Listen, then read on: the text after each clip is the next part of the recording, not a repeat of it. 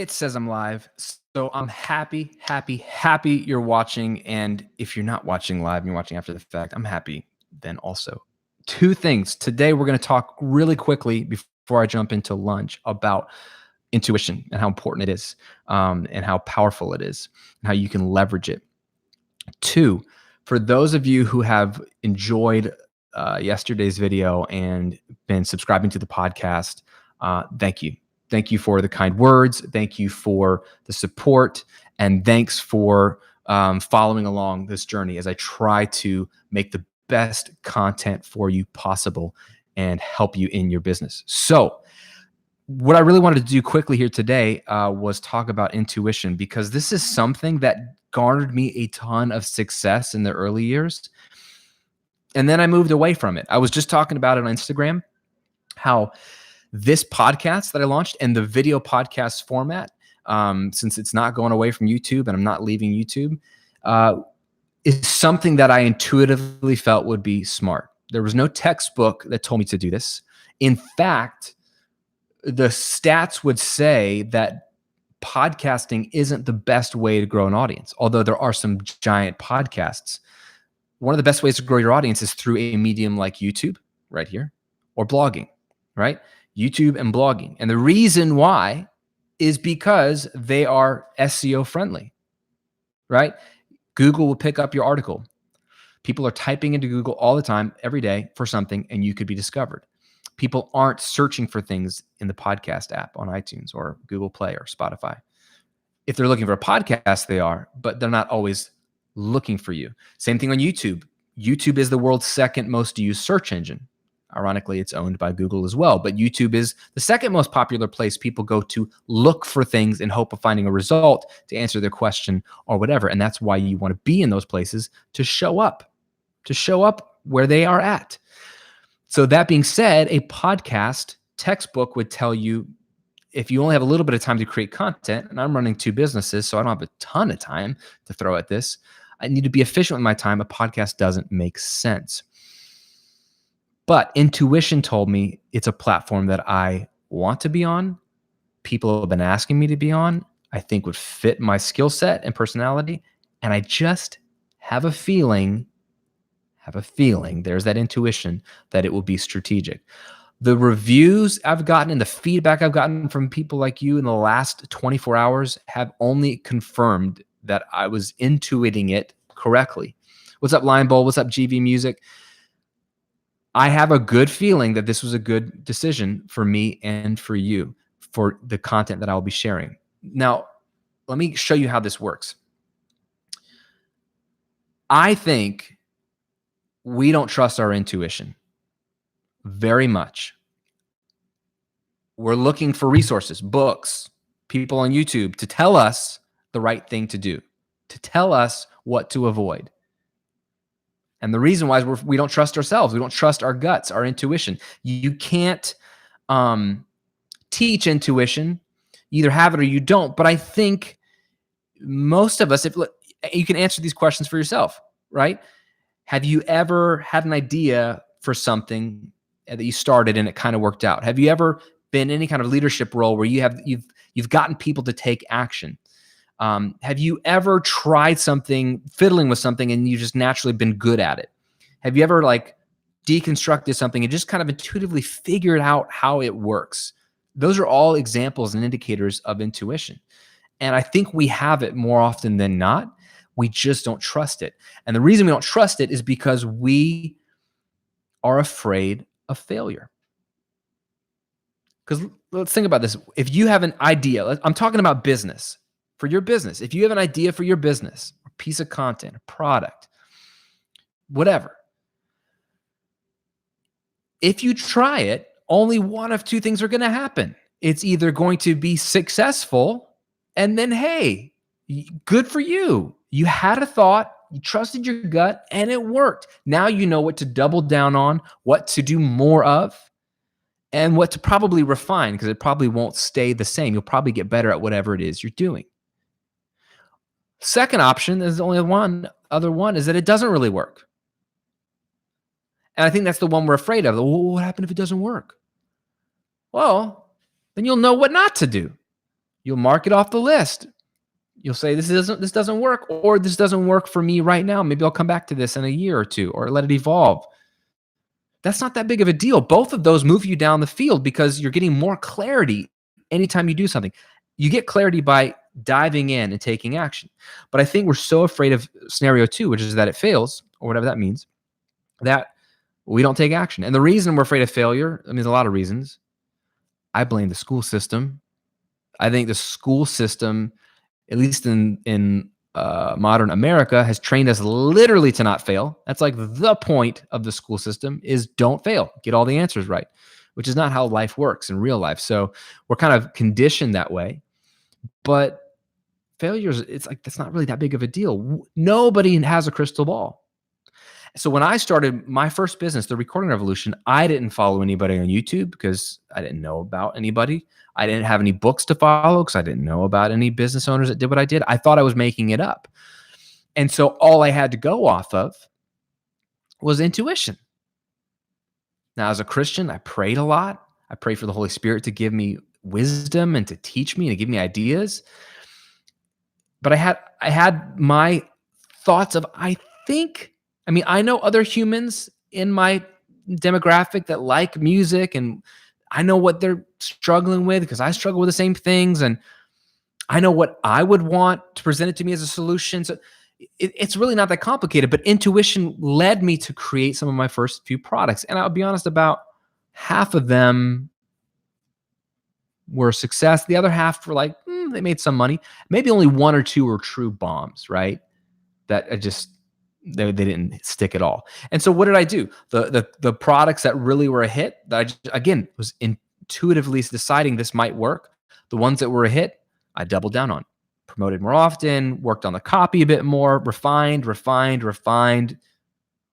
That's what's driven the business. The products that were okay, I would change the copy, maybe change the positioning. Maybe it was the price, relaunch it, we promote it, see if it could be done better. And if not, then I kind of realized it's really not going to be a big seller. And the ones that were complete bombs, I just swept under the rug, and you don't know about them because I don't promote them. Okay. Very simple if you think about it, but that's how I built my business, and I got wildly successful at it. And then I did something stupid.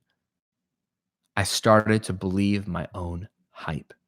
I started to believe the myth of Graham Cochrane that, oh, this guy's smart. I'm really smart. I figured all this out. I just knew that this product would work. I just knew that this marketing strategy would work, when that wasn't true. But over time, if you're successful at something, it's easy to reverse engineer or recreate your story arc. And you almost start to believe that you did this. And it was very linear because you can see all the dots connected in hindsight. When in reality, I was fumbling my way through the dark, trying things. And the ones that worked, I strategically doubled down on. The ones that didn't work, I moved on from. So there was a period of my business where I wasn't relying on intuition because I started to think I was awesome, that it was all just a formula. If I do this, then this will happen. If I do this, then this will happen. And I don't want you to do that. I don't want you to trust a formula. Now, I and other people that you follow, hopefully that are really smart and that you respect and are getting the results that you want, because you shouldn't listen to somebody who's not getting the results that you want.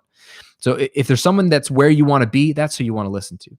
Hopefully, if I happen to be one of those people in your life, you're paying attention to what I say, if only because I have more experience than you, perhaps, and I can save you a lot of heartache and trouble by telling you, don't do this, don't do this, don't do this, avoid this, and then connecting a lot of dots for you so you save a lot of time and heartache. That's the whole point of learning from somebody, right? But that doesn't replace the power of your intuition. Okay? What's up, Antoine? What's up, Play Guitar Podcast? What's up, Ralph? What's up, Christopher? That doesn't replace the power of your intuition.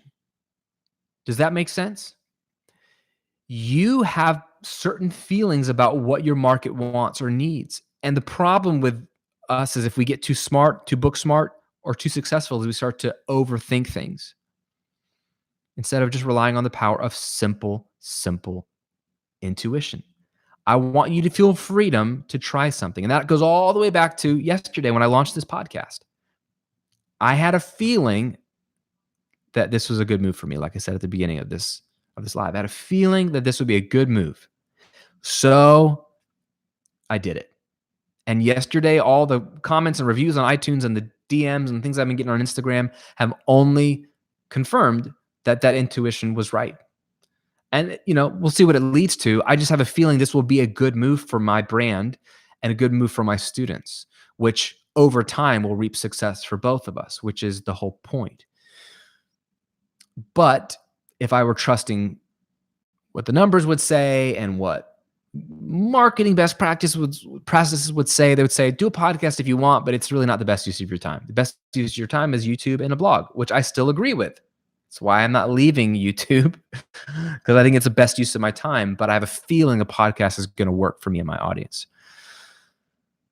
Let me ask, does that make sense? That's the whole point of today's video, is follow best practices, follow frameworks and formulas and principles that work, especially from people that are successful and they've taught them to you. But there is so much power in listening to your intuition, executing on it, and then reflecting. Did it work? If so, double down on it. Did it not? Then make note of it and then move on. I don't buy into the failure thing. Don't be afraid of failure. You're probably not going to be successful, because if you're afraid of failure, you won't take action. And the only way we get results is trying things. Nobody has a crystal ball. When you see people who are successful, you're just seeing their successes. Does that make sense? That was almost too simple. You might have missed it. If you're seeing people who are successful, you're only seeing their successes. That's probably at best half of what they do. When you look at my successes, you're only seeing my successes because, like I told you earlier, I sweep my failures under the rug because they don't work. So why bring them up? So that was the point of today's video. Let me answer some questions. Antoine says, surprised to see a live stream during my lunch break. Yes, this is another intuition I've had. I've been wanting to do more YouTube lives, aka I've done 0. So you tell me if you want more of these, because then I'll do more. Intuition. Play Guitar Podcast says episode 1 was great. Glad you decided to do this. Thanks for listening to the podcast. It means a ton. Ralph162 says, what is your view on obtaining the best working mindset? I try so hard to get things done together with school, and it's so difficult. I'm 15 years old, by the way. Dude, Ralph, you're so lucky that you're thinking about this at 15. You know what I was doing at 15 at your age? Playing video games all day. I would go to school, come home. I had to do my homework because my mom and dad were really good parents and they made me do my homework. As soon as that was done, if I didn't have like sports practice or I was in plays and musicals in school, if I wasn't doing that, I would go upstairs in my room, play a little guitar, write a little song, and then play Sega Dreamcast or Nintendo 64 or Xbox or whatever, PlayStation, whatever it was, as much as I possibly could. I didn't even think about business until I was 26. 26! You're 11 years ahead of me, bro. So to answer your question, though, that means, yeah, you have limited time. I'll tell you, Ralph, I'll straight up promote my own workshop. There's a link here somewhere in the video. Watch my passive income workshop if you haven't already. It's free. If you have 45 minutes or so, it's about 45 minutes, maybe about 50 minutes to an hour. If you watch it, it tells you and teaches you how to create your first $1,000 a month of passive income in 30 minutes a day. So I break down the math of what that looks like, about how you can actually start to get this thing rolling if you only have 30 minutes a day. And all of us have 30 minutes a day. So you may not be able to dedicate as much time to your business as I do, or to whatever you're trying to grow or promote. Maybe it's not your business, but if you have 30 minutes a day and if you're strategic, that's why I break down what you need to do and what you don't need to worry about. Because there's a lot of activity and things you could be doing, and a lot of it is a waste of time, aka posting on social media. Not the highest, best use of your time. I'm not against social media. It's not that it's pointless. Not the highest, best use of your time. So watch that workshop. It'll tell you what to do so you can make the most out of your time. Diego says, hi, can you do podcasts on Kajabi as well? 100%. Maybe let me know what about Kajabi you'd like to hear about in a podcast in a future episode, and I'll do it. Bike Canic says, thanks, Graham, for your business videos. Lots of exclamation points. Thank you. Marion Mentor says, yes, definitely do more YouTube lives. Okay, cool. I will. Guido says, intuition without researching what people want. Both. So intuition is where I start. And again, it's really vague. I'm a guy that would like to tell you, do this, then do this, then do that. Intuition seems a little too vague for me, but I cannot deny the power that intuition has had in my business. So start with intuition. Then what you do is you try to validate that intuition. So that's where research and other people come into play. You ask your audience. Hopefully you have an audience, even if it's only 50 people. You ask those 50 people, would this be helpful to you? You tell them, hey, I have an idea. Let me know what you think. Would X, Y, and Z be helpful to you? And then if some people say yes, like I'm doing that right now. I'm doing it right now. I have intuition that a YouTube live more regularly might be helpful. So I start one. So I'm doing one right now with you. Okay. You're literally watching this happen. Then what did I ask just a second ago? Would you like to see more YouTube lives? And then I get a response from Marianne. Yes, I want more YouTube lives. Okay. That's only one person, but that's some validation of my intuition. If I hear more people say they want more YouTube lives, then I'll do them. You see what I'm saying? So you start with intuition, then you research, but you need both. Because if the research is telling you one thing, but your gut's telling you, I don't think that's a good idea, that's almost a harder buy-in for me. Because then you're hoping that the people you're talking to are right. And the customer isn't always right. Just ask Steve Jobs of Apple. He never gave the customers what they wanted. And good thing he didn't, because he gave us the Mac and he gave us the iPhone and the iPad. You know? So there's a little bit of both. But I say start with intuition and then validate. If no one is validating your idea and nobody seems to want it and it's just crickets, it might just take more time to validate. But if over time still nobody wants it, then maybe shelve it. Or just try it with little risk and see if anyone really takes off with it. Ralph says, thank you. I'll watch the workshop. I'm focusing on online courses, by the way, just telling you. I recorded this. It's so much motivation. Thank you for the nice words. Awesome. Then the workshop is going to be perfect for you, Ralph. And that's for anybody who's watching this. Like, if you haven't watched my passive income workshop, the link should be in this video description somewhere. If not, it's on the banner right on the YouTube page. It says, watch my passive income workshop. It's 100% free. It's jam-packed with really powerful content, stuff that I normally would teach in a paid course. So watch it and then implement it. It's literally how my business is run and how the best online business is run. Everyone's is going to look a little different, but it walks you through the framework and then what tools to use for this framework and some best practices for that. Lion Bold says, is your gut telling you the podcast will increase your audience or build deeper trust with your existing audience? What's the end goal? Great questions. One, there's a big portion of my audience that doesn't watch me on YouTube. They follow me on Instagram. They know I've got YouTube videos. They want the content that I'm sharing, but they just don't watch videos. And I tell them, well, just watch the videos. And they're like, yeah, I know, but I don't.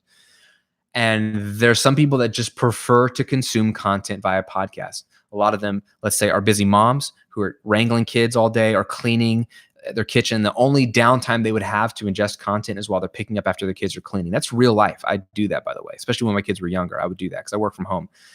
And if they've got 45 minutes to clean up the kitchen, you might as well pop in the earbuds and listen to a podcast. So they prefer that medium. Others, the only time they have to learn is on their commute. So that's like an hour to two a day of dead time. So they're crushing audio books and podcasts. Or it's people, the only downtime they have is when they're on a run or a walk or at the gym. So it's a way for me to reach more of my audience they're aware that I make content that's, I think, really helpful and valuable if you act on it, but they're not ingesting it. So hopefully it'll reach my fuller audience. Two, I think that I can grow a deeper relationship with somebody via a 45-minute podcast than I can via a 12-minute video on YouTube. So where YouTube allows me to reach wide and reach more of you, a podcast allows me to go deeper with a smaller group of people. And I think both will prove beneficial to my business. Especially in this market of teaching business. Teaching music recording, although I had a podcast for a few years on music recording that complemented my YouTube videos for Recording Evolution. And while some people really loved it, and it was fun, I had a co-host, me and my buddy Joe Gilder did it. It wasn't the best use of our time. It didn't really help push our businesses forward. We didn't really love it as the years grew on, and it just became a chore. So I think my niche of recording and music is better served with visual content so they can hear what I'm doing, see what I'm doing. It's not that people don't also like the podcast. It's just that it made more sense. Whereas with business, they can learn just as well, if not better, in a podcast. So that's why I'm doing both. Great question. My end goal is to get my content in front of more people so that they take action on it. There's nothing that kills me more than making a video that I know is game changing if somebody acts on it and then not a ton of people see it. Now, granted, this channel is newer, so it's going to take time to grow. But I genuinely want, like you, to grow an online business so that you can have the benefits that I have. There's a reason why I'm so pumped about online business, because it's made my life freaking awesome. And I don't want to go back to what I did before, which was punching a clock. So I want more people to ingest it and take action. So I'm hoping it'll do that. And if they do take action and ingest it, then that also grows my business. If I can get more people results, my business grows. So that's good for me too.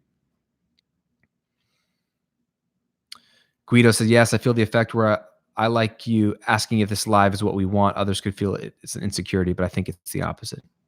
Yeah, I'm never afraid to ask people what they want. Ian says, saw the first episode, really cool stuff. Is it harder to go deeper and longer? For me, it's not. For me, it's easier, actually. And I'm going to upload, I got 2 more episodes. If you listen to the podcast, there's 2 other episodes. I'm going to upload those videos here over the next couple of days, so you can watch them here on the channel as well. Those were so much easier for me to make. They're both easy. Both formats were easy for me to make, but I could go for hours. I have to cut myself off. Yes, Seneca, this is live right now. Antoine says, I felt that way with another creator. I discovered Pat Flynn with a YouTube video and then listened to his podcast and felt a deeper connection with him. I almost never listen to him on YouTube now. Yeah, Pat Flynn is a pioneer in the online business podcast space. His podcast, Smart Passive Income, is amazing. You should listen to him. He's a genuinely good dude. But yes, this is what he discovered. He started with podcast and then added video. And you can see why. Again, his podcast is wildly successful. His business is wildly successful because of his podcast. He doesn't need YouTube, but yet he's doing YouTube. Why? Because it's a fantastic platform to reach bigger, wider audiences. So there's a reason why he's doing videos. And you discovered him because of YouTube. So he's using it as a discovery tool to then get you over to the podcast as well, where he can build that deep, deep connection. Great question. Seneca says, sorry, at work, LOL. Dude, that's awesome. I'm glad you're watching this at work. And Seneca says, yes, video and audio are better in my opinion. And Pat is awesome. Yes, all those things are great. Mr. Burning Volcano says, do you suffer from imposter syndrome sometimes? Does it feel harder for you to post content sometimes after all these years? Yes. Yes, yes, yes, all the time. Guys, think about this. I don't know if you knew me from Recording Revolution or if you just only follow my business stuff, but I just came from a small niche, audio recording for musicians, compared to business is a very tiny niche. Now it's really big actually, which is cool. It's a thriving niche. It's so fun, but it's tiny. And I am probably one of the largest fish in that tiny pond. Okay. My brand, The Recording Revolution, is one of the largest fish in this tiny little pond. And I just moved over to what is arguably the biggest pond. Fitness and health, weight loss might be bigger. Yeah, I think it's bigger. The online business space, though, is right up there. It's huge. And now I'm a tiny fish in like the Pacific Ocean. So yeah, imposter syndrome. Almost on a weekly basis, like, why am I doing this again? Again, guys like Pat Flynn, there's amazing resources, amazing people who I love their content. Now, there's also a lot of people who are successful, but I think their content is garbage, meaning I don't buy into their worldview and view of how to run business. And I think it's destructive. And so I'm going to push against that a little bit. But there's plenty of people doing a great job. The online business space does not need me, but I think it needs me. And that I weigh that tension. I feel like I'm supposed to be in this space. I think I can help a lot of you, but I wrestle with like, dude, why me? It's way easier. It would have been way more comfortable to just stay in the audio niche because I'm dominating there. And it's just because I've had a decade of content in there. Okay. It's not because I'm special. Great question. Marion says, can you send a notification before going live if possible? I just happened to open my emails now and saw a notification that you're live. Yeah, maybe. Here's what's going to happen. I'm going to probably find a rhythm of when I like to go live on YouTube and bake it in. It'll probably be routinized. So you'll probably start to see when I go live, and it'll probably be the same time every week. So I'm going to figure that out.